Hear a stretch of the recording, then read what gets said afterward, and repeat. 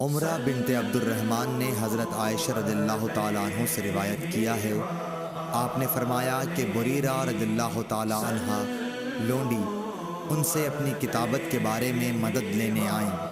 حضرت عائشہ رضی اللہ تعالیٰ عنہ نے کہا کہ تم چاہو تو میں تمہارے مالکوں کو یہ رقم دے دوں اور تمہیں آزاد کرا دوں اور تمہارے اولا کا تعلق مجھ سے قائم ہو۔ اور بریرہ کے آقاؤں نے کہا عائشہ رضی اللہ تعالیٰ عنہ سے کہ اگر آپ چاہیں تو جو قیمت باقی رہ گئی ہے وہ دے دیں اور ولا کا تعلق ہم سے قائم رہے گا۔ رسول اللہ صلی اللہ علیہ وسلم جب تشریف لائے تو میں نے آپ سے اس امر کا ذکر کیا۔ آپ صلی اللہ علیہ وسلم نے فرمایا کہ تم بریرہ کو خرید کر آزاد کرو، اور ولا کا تعلق تو اسی کو حاصل ہو سکتا ہے جو آزاد کرائے۔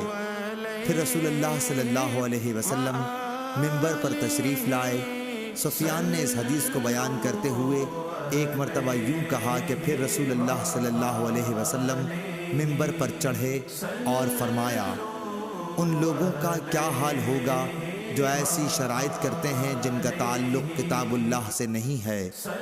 جو شخص بھی کوئی ایسی شرط کرے جو کتاب اللہ میں نہ ہو اس کی کوئی حیثیت نہیں ہوگی، اگرچہ وہ 100 مرتبہ کر لے۔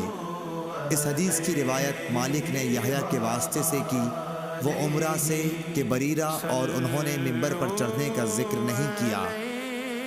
علی بن مدینی نے کہا یحییٰ بن سعید قطان اور عبد الوہاب نے یحییٰ بن سعید سے، انہوں نے عمرہ سے ایسے ہی روایت کیا، اور جعفر بن عون نے یحییٰ بن سعید سے یوں نقل کیا کہ میں نے عمرہ سے سنا، انہوں نے کہا میں نے حضرت عائشہ سے سنا۔ صحیح بخاری حدیث نمبر 456۔